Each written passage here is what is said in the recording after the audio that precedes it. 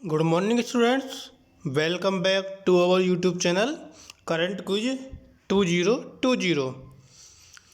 आज है आपका 1 नवंबर 2020 और 1 नवंबर 2020 से रिलेटेड जो भी आपके इम्पोर्टेंट करंट अफेयर्स के क्वेश्चंस होंगे उन सभी को हम यहाँ पर डिस्कस करेंगे और सभी क्वेश्चन से रिलेटेड इम्पोर्टेंट फैक्ट्स को भी हम यहाँ पर डिस्कस करेंगे।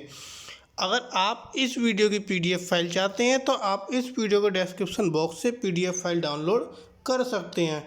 इस वीडियो के डिस्क्रिप्शन में आपको पीडीएफ फाइल का लिंक दिया गया है। तो चलिए शुरू करते हैं आज का अपना फर्स्ट क्वेश्चन। अगर आपने अभी तक हमारा चैनल सब्सक्राइब नहीं किया है तो प्लीज़ हमारे चैनल को सब्सक्राइब कीजिए और नोटिफिकेशन बेल बटन को प्रेस कीजिए ताकि आपको हमारी तरफ से दी जाने वाली सभी वीडियो का नोटिफिकेशन तुरंत मिले। तो चलिए शुरू करते हैं आज का अपना फर्स्ट क्वेश्चन। एनटीपीसी लिमिटेड ने किसके साथ 3500 करोड़ रुपए के ऋण के लिए समझौता किया है? तो एनटीपीसी कौन है? National thermal power corporation. इसने 3500 करोड़ रुपए के लोन के लिए, ऋण के लिए मतलब लोन के लिए समझौता किया है। किससे किया है? Japan bank for international cooperation. Japan bank for international cooperation के साथ इसने 3500 करोड़ रुपए का समझौता किया है। अब Japan bank for international cooperation क्या है? JBIC। ये एक जापानी सार्वजनिक वित्तीय संस्थान है और निर्यात ऋण एजेंसी है। निर्यात का मतलब क्या होता है आपका? निर्यात का मतलब होता है आपका जो हम एक्सपोर्ट करते हैं। तो ये एक जापानी सार्वजनिक वित्तीय संस्थान और निर्यात ऋण एजेंसी है और यह 1 अक्टूबर 1999 को जापान निर्यात आयात बैंक और विदेशी आर्थिक सहयोग निधि के विलय के माध्यम से बनाया गया था। एक आपका जापान बैंक था जो कि इंपोर्ट एक्सपोर्ट बैंक था और विदेशी आर्थिक सहयोग निधि, इन दोनों का विलय करके ये बनाया गया था Japan bank for international cooperation. तो इसके साथ अभी एनटीपीसी लिमिटेड ने 3500 करोड़ रुपए का ऋण का समझौता किया है। तो इसका आपका ऑप्शन सी सही हो जाता है। नेक्स्ट क्वेश्चन आता है आपका, इंडिया सुपर लीग के हैदराबाद FC ने किसके साथ 3 साल के रणनीतिक गठजोड़ की घोषणा की है? तो अभी हाल ही में इंडियन सुपर लीग के हैदराबाद FC ने आपके मार्बेला FC के साथ 3 साल की रणनीतिक गठजोड़ की घोषणा की है। अब इससे होगा क्या? इससे ये होगा कि आपकी जो हैदराबाद FC है वो HFC के प्रथम टीम के खिलाड़ियों के लिए मार्सेला FC की सुविधाएं और जो बुनियादी सुविधा उसका लाभ उठा सकता है। कौन? हैदराबाद FC। मार्बेला FC की जो सुविधाएं मिलती है उन सुविधाओं का लाभ वो कौन उठा सकता है? आपकी हैदराबाद FC। नेक्स्ट क्वेश्चन आता है आपका, भारतीय वन सेवा। भारतीय वन सेवा क्या हो गया आपका? Indian forest service.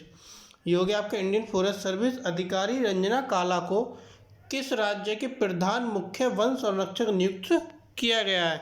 तो अभी हाल ही में आपके भारतीय वन सेवा अधिकारी रंजना काला को उत्तराखंड राज्य के प्रधान मुख्य वन संरक्षक नियुक्त किया गया है। और ये जो है आपकी रंजना काला, ये 1985 बैच की IFS अधिकारी हैं जिनको वहाँ की उत्तराखंड की राज्यपाल बेबी रानी मौर्य की सहमति से इस पद पर नियुक्त किया गया है। किसकी सहमति से? बेबी रानी मौर्य जो उत्तराखंड की राज्यपाल हैं और ये 1985 बैच की अधिकारी थी रंजना काला। और जो वन के प्रधान सचिव हैं आनंद वर्धन ने इस संबंध में ये आदेश जारी किए हैं कि जो आपकी रंजना काला हैं इनको प्रधान मुख्य वन संरक्षक उत्तराखंड के लिए नियुक्त किया जाता है। नेक्स्ट क्वेश्चन आता है आपका, हाल ही में किस राज्य के स्वास्थ्य विभाग ने जल्द ही पूरे राज्य में कोविड उपचार क्लिनिक स्थापित करने का निर्णय लिया है? तो अभी हाल ही में आपके केरल राज्य ने यह निर्णय लिया है कि वो जो भी कोविड से ठीक हुए रोगी हैं उनकी जो स्वास्थ्य संबंधी समस्याएं होंगी उनके इलाज के लिए एक विशेष क्लिनिक खोले जाएंगे। उसका मसौदा पूरा तैयार कर लिया गया है। जो भी आपके कोविड से मरीज ठीक हो रहे हैं, अगर उनको कोई भी परेशानी होती है तो वो उस समस्या के लिए जो अलग विशेष क्लिनिक खोले जाएंगे उसमें जाकर वो अपना उपचार करा सकते हैं। नेक्स्ट क्वेश्चन आता है आपका, कौन सा राज्य इलेक्ट्रिक वाहनों को बढ़ावा देने के लिए रोड टैक्स और पंजीकरण शुल्क में 100% की छूट प्रदान कर रहा है। तो आपका ये तेलंगाना राज्य आपके इलेक्ट्रिक वाहनों का जो रोड टैक्स होता है और जो रजिस्ट्रेशन चार्ज होता है उसमें पूरी की पूरी 100% की छूट दे रहा है। इसका कोई भी चार्ज नहीं लिया जाएगा। और यह जो छूट है आपकी, यह पहले 2 लाख इलेक्ट्रिक 2 व्हीलर पर प्रदान की जा रही है। जब रजिस्ट्रेशन होने शुरू होंगे या हो भी रही हैं अभी, तो जब तक 2 लाख आपके 2 व्हीलर इलेक्ट्रिक नहीं हो जाते, जब तक सभी को 100% की छूट मिलती रहेगी। और दिल्ली और गुजरात के बाद इलेक्ट्रिक वाहन की नीति शुरू करने वाला तेलंगाना अब तीसरा राज्य बन गया है। सबसे पहले दिल्ली ने शुरू किया, फिर गुजरात ने शुरू किया और उसके बाद तेलंगाना ने भी यह जो है शुरू कर दिया है। नेक्स्ट क्वेश्चन आता है आपका, राष्ट्रीय एकता दिवस कब मनाया जाता है? तो राष्ट्रीय एकता दिवस आपका 31 अक्टूबर को मनाया जाता है। इसका ऑप्शन बी सही हो जाता है। 31 अक्टूबर को क्यों मनाया जाता है? क्योंकि 31 अक्टूबर को भारत के लौह पुरुष सरदार वल्लभ भाई पटेल की जयंती है और इनकी जयंती को मनाने के लिए हम राष्ट्रीय एकता दिवस मनाते हैं। और यह जो है भारत सरकार द्वारा 2014 में इस दिन की शुरुआत की गई थी। जो आपके भारत के लौह पुरुष सरदार वल्लभ भाई पटेल हैं, इनकी जयंती को हम राष्ट्रीय एकता दिवस के रूप में मनाते हैं। और यह जो घोषणा हुई थी, यह जो शुरुआत हुई थी इस दिन की, वो आपकी भारत सरकार द्वारा 2014 से हुई थी। नेक्स्ट क्वेश्चन आता है आपका, हाल ही में किस राज्य में भारत का पहला टायर पार्क बनेगा जहां रद्दी और बेकार सामान से बनी कलाकृतियां प्रदर्शित होंगी? तो अभी आपका हाल ही में पश्चिम बंगाल में भारत का पहला टायर पार्क बनेगा जहां पर आपकी रद्दी और बेकार सामानों से जो कलाकृति हैं वो यहाँ पर प्रदर्शित होंगी।